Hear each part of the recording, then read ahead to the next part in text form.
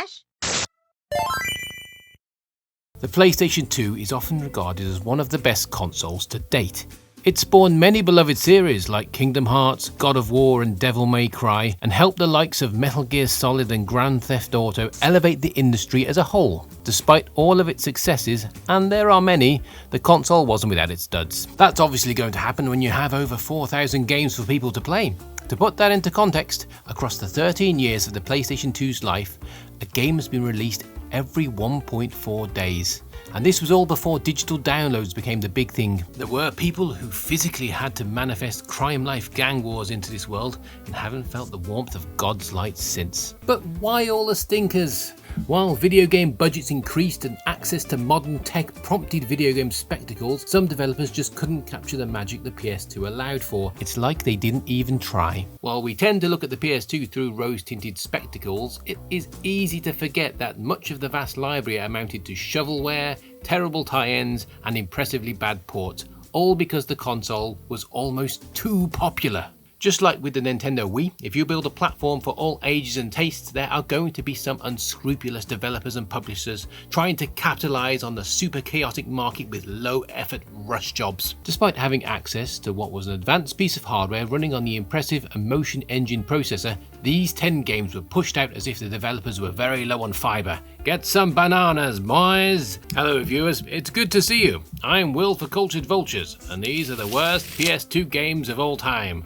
And don't forget to like and subscribe and ring the bell and ding the dong and bash the waiter and whatever you need to do to make sure you don't miss a video. Number 10, Miami Vice.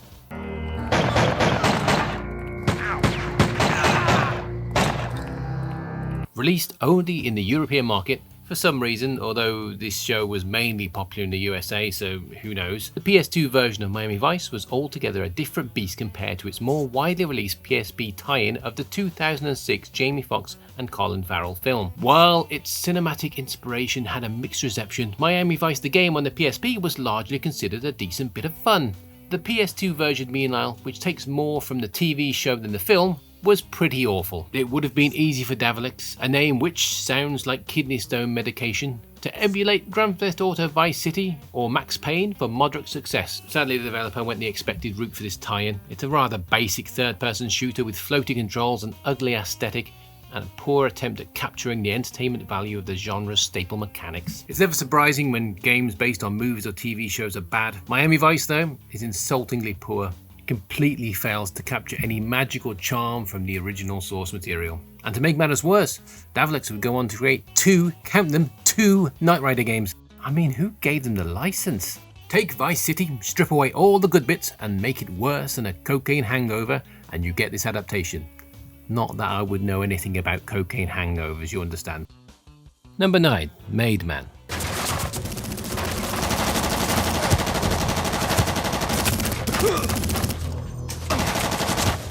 What if The Godfather was a bad video game?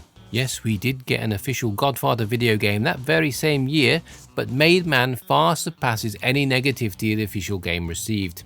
Crafted from a collaboration between crime author David Fisher and former mafioso Salvatore Bonanno. Good heavens, is that his real name? Sounds like he was born to be in the mafia. Maid Man had all the markings of an engaging, rich game about life in organised crime. Instead, what we got was a very generic third-person shooter with voice acting as flat as the gameplay and some of the worst weather effects you'll ever see. Move from one room to the next, clear out the bad guys, listen to some bad acting, rinse and repeat. While Fisher tried to ground the game in Bonanno's real-world stories of organised crime, the developer opted to go heavy on the action. Wielding dual pump-action shotguns and performing overly gory executions really diminished the potential of realism in Bonanno's story. All of this just feels absolutely horrible to control. Why was this made, man? Number 8, Empire of Atlantis. Has something happened? Have you seen a sea monster? No, something much better. Message in a bottle.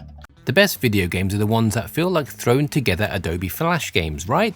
Wrong! If someone had only told developer the Code Monkeys and publisher Phoenix Games before they released the monstrosity that is Empire of Atlantis. Unlike cinematic wonders like Metal Gear Solid 2, it seems as if absolutely no effort was put into piecing together this gem. Empire of Atlantis is a collection of brain teasers from slide puzzles to jigsaws. There's even a colouring book that takes absolutely no effort to fill in. Just choose a shade, point, click, and that entire area will be blanketed in a harsh hue.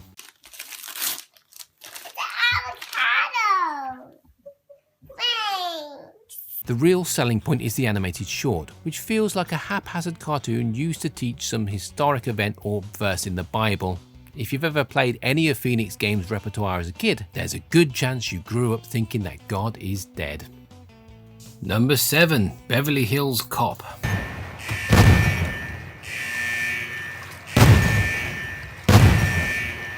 You know things are bad when your game looks and plays like an early alpha build, and they're even worse when your licensed video game has virtually nothing to do with the property it's based on. And if it couldn't get any worse, you race swap the lead character of a game and use a design that is the opposite of the original actor.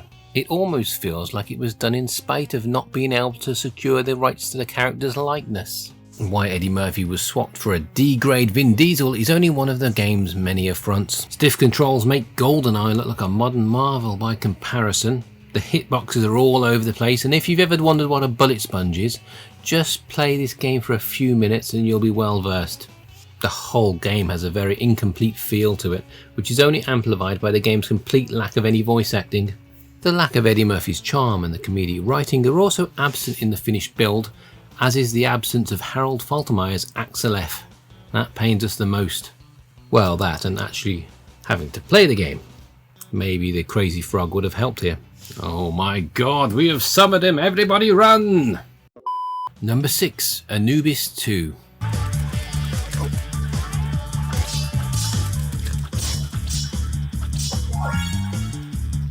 The Guardian of the Underworld deserves better than a soulless, cutesy platformer. Unfortunately, that's all he got at this failed attempt of whatever developer Data Design Interactive was trying to pull off. Anubis II manages to commit the ultimate sin, the fact that it is really boring. Unless you enjoy running through the same level design for over an hour, listening to the same guitar riff on repeat.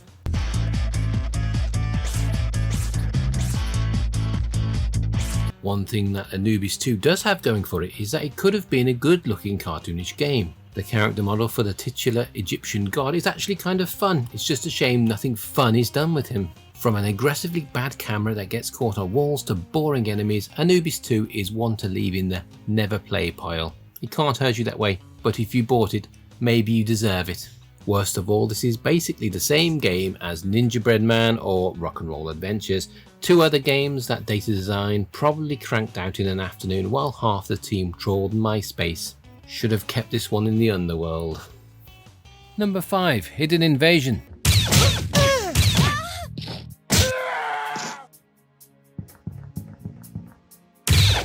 Camera angles were the bane of many PS1 and PS2 games. Some titles like Tomb Raider were able to overcome them with entertaining gameplay and narratives. Others like Hidden Invasion offer little to distract from the glitchy, stiff, awkward cameras. This game plays out like a mix between Tomb Raider and The Bouncer, with players shooting and brawling their way through hordes of enemies. The fact that we're comparing it to The Bouncer probably isn't a great sign, is it? Even if the gameplay wasn't clunky, you wouldn't be able to enjoy it for long, as every level is timed and has the same basic goal: find the bombs before they explode. Sometimes things get really exciting and you have to locate keycards instead of bombs to progress. It's a shame that the whole thing comes together so poorly, because some of the melee combat is at least mildly entertaining. The most disappointing part is that it's not even a bad concept, it's just blatantly unpolished. This is one invasion that should be burned as opposed to hidden, because if you hide it, you might find it again. Number 4. Fugitive Hunter: War on Terror. Ah, you like that?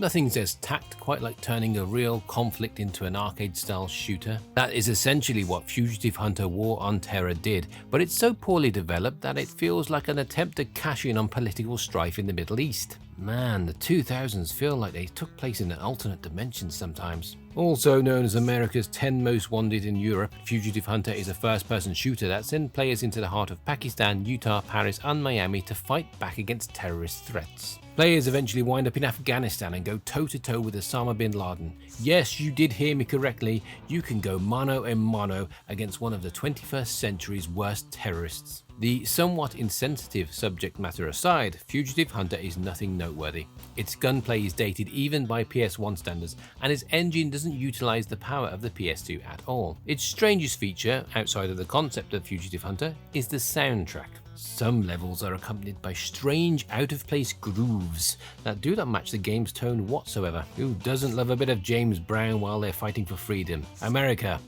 funk yeah. We're coming to save the motherfucking day, yeah. Number 3, Celebrity Deathmatch. There's something in the air, Nick, and it smells a lot like the stench of death. Some premises sound like they'll land so well as a video game. MTV Celebrity Deathmatch is one of them, but Big 8 Productions fumble the ball so badly they surely deserve a place on Botchamania. The television show featured colourful celebrities such as Mariah Carey, Mick Jagger and even Stone Cold Steve Austin. Considering this, MTV Celebrity Deathmatch should have been a fun fighter with an expansive roster of clay celebrities, but what we actually received was a painfully cringy selection of nobodies. When you play a wrestling game, there's a lot of noise to keep the energy up. Celebrity Deathmatch has no soundtrack and virtually no ambient crowd noise, so your average Carrot Top gig then. The fighter specific attacks are dull and don't always make sense for the fighter. It's very possible that the developers had a dartboard of different moves that they assigned to each fighter randomly. MTV's Celebrity Deathmatch does a fine job at matching the visual aesthetics of the show, but can't seem to match its charm, as dated as it is in 2024. It's hard to believe that someone made a game where you beat Carrot Top to death. Pretty unfun, but here we are. Here we are. Number 2, Little Britain, the video game. Never CD.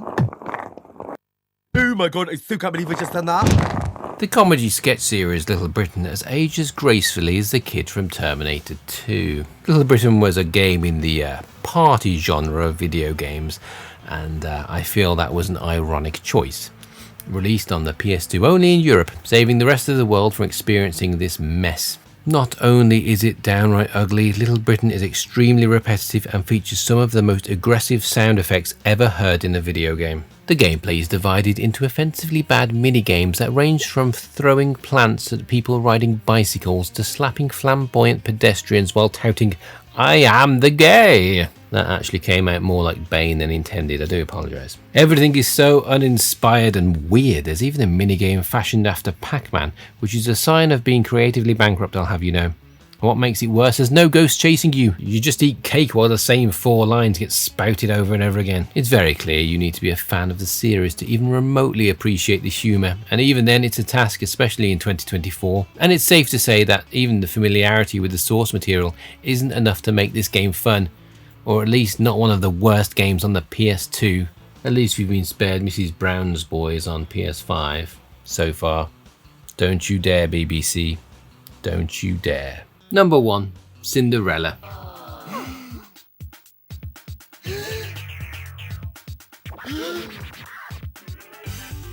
Who doesn't love a good Walt Disney classic? How about one released by a publisher historically known for shallow, awful interactive experiences? Don't be fooled by the title. Cinderella for the PS2 isn't attached to the original Disney animation. Instead, it's a collection of dull puzzles accompanied by a terrible, cartoonish retelling of an age-old tale. Unless you love jigsaw puzzles, slider puzzles, or matching games, you'll find little to no redeeming value in this title's interactivity. Even calling it a game is a massive stretch, and it's actually an atrocious port of a Polish educational game. As with many Phoenix Games releases, the experience is anchored by a poorly animated cartoon with horrible audio syncing, acting, animation. Basically, it's all horrible. You can't even quit the game without turning off the PS2 entirely. Phoenix clearly wanted to keep you in this nightmare forever. Even if Cinderella is your favourite story ever told, you won't get much from this. In fact, the only joy you'll get out of this is possibly falling on the heel of that glass slipper with your pants down. At least that's what I claim happened when I spoke to the doctor. So that's our list for the 10 worst PS2 titles ever, and I'm sure there's no more bad PS2 games, but you're welcome to prove us wrong if you want to let us know in the comments, and I'm sure you'll do so in a grown-up, well-mannered way. Until next time, bye.